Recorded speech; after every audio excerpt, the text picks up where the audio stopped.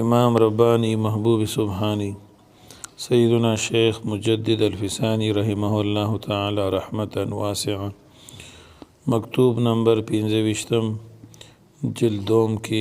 ارشاد فرمائی د یو خط په جواب کې مولا طاهر رحمه الله تعالی امام ربانی رحمه الله نه تپوس شوی دی په خط کې چې کم مراتب او ترقیات یو سالک ته د راه سلوک یو لاروي ته په تلاوت او ذکر او منځ باندې حاصلي د دې په حق لته تپوس شوی دی نو حضرت جوابا ارشاد فرمای الحمدلله وسلام علی عباده الذين اصطفى د دې لارې اولنی کستا ذکر ضروری دی ذکر وکي کتاب باندې ګوري ګرځي بنا ذکر وکي ابتدا کې کتاب ګوري ګناه نه ده بل کار کوي جایز ګناه نه ده خو چون کې ابتدا کې ذکر په نفس کې راسخ کول غواړي د ذکر مزاج جوړول غواړي نو انسان یو کار کوي نو کوم کار ته چې د انسان زړه مازغه مستقل طور متوجي نوي هغه په نفس کې رسوخ نه پیدا کوي او کله چې انسان یو کار شروع کی او بل کار ته نزي نه کوي نو دا به د نفس کې راسخ کیږي په شرط دی چې هم دی یو کار ته کار وای او که کارونه بدلی نو دې سره انتشار راځي د خیالاتو فکر بدلیږي یکسوئی نه حاصلي دیو جنا حضرات عارفان رحمت الله تعالی علیہم فرمائی ذکر وکئی قاضی ثناء اللہ پانی پتی رحمت اللہ علیہ تفسیر مظہری کی لیکلی مبتدی د پار ذکر ضروری دی اور ذکر بکې بشمار بکې د ترقی په د لاره کې د ذکر په بار بار کولو سره تړلې شوی ده په شرط د دې چې دا ذکر د کامل مکمل ناغس دی وي که چا بیعت نه کړي ذکر کوي نو ثواب کی خو روحانی ترقی هغه د پاره بیعت پکار دی فقیه الهند اور ولی الهند مولانا رشید احمد صاحب گنگوہی رحمت الله علیه لیکلی دي چې عادت الله داسې جاری دی چې چاتم سه ترقی ملاو شوی دا مقام او قرب ملاو شوی دی د پاره او شجره بوا بیعت به او مرشد به باقی د الله فضل چې پچا باندې وشي د الله پاک رحم وشي نو هغه بیا دې ته محتاج نه ده خو موږ به د اسباب وسایل او ذرایع نه کار لکه نحو وایو مقصود نحو نه ده عبارت تصحیح ده عربیت صحیح کولی قاعده بغدادي بادو زبرمن تادو زبرتن ثادو زبرسن دا ضروری نه دي مقصد ټکی صحیح ویل دي رستو بیا تلاوت صحیح کول دي خو هغې دپاره اول کې الف با تا سا صحیح کول پکاري دغه شانتي د دې ټولو خبرو مقصد اخلاص پیدا کول دي تزکیه د نفس کول دي للهیت پیدا کول دي دا د هغې دپاره مجاهدات وي که ذکر پابندۍ سره نه کوي او شیخ کامل مکمل نه وي بیعت یې نه وي نو د ذکر په فایده دا وي چې ثواب به کېږي ورد دی دې سړي ته به قرب الهي مقربین والا چې کوم دی ابه نه وي دې وجه نه دا ویلی شوي دي چې د ابرارو د اورادو د قسم نه دی ځکه دام کېدی شي چې الله فضل پوشي بغیر د بیعت نه د یو طالب تربیه وشي او د ذکر دا بار بار کول د مقربینو کې داخل کی دا خو دین بغیر هم کېدی شي چې ذکر به نه کوي او الله به مفت کې فضل وکي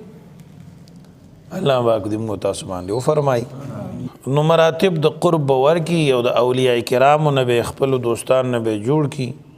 او دا شرافت او د عزت ورکول اکثر په اعتبار سره دي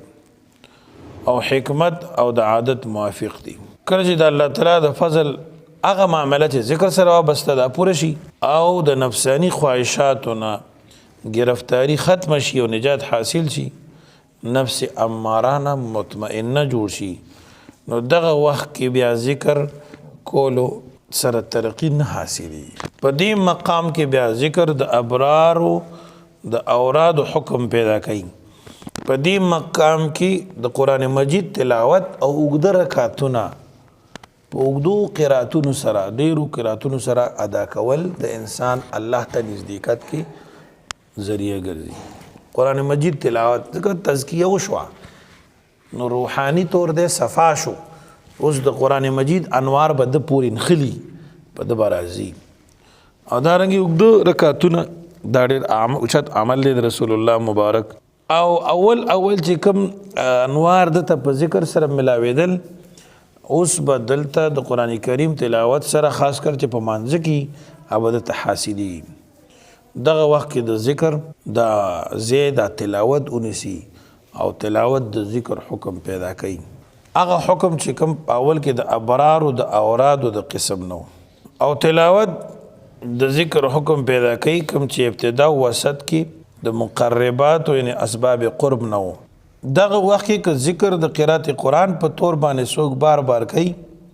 هغه ذکر چې کوم آیت قرآنی او کلمات قرآنی باندې مشتملی او اعوذ سره شروع کړی شي نو هغه فایده به کېږي کومه چې د قرآن مجید په تلاوت سره چاته کېږي سبحان الله او که د قرائت قرآن په طور نه تکراری صرف د ذکر په طور کې نو دا د ابرار عمل دی د مقربینو عمل دی ابرار د مقربینو درجه کې د لاندې وي هر عمل او د هر کار خپل مقام او خپل موسم وي هغه عمل که په دغه موسم کې وشي حسن به پیدا کی او که دغه خپل وخت کې ادا نشي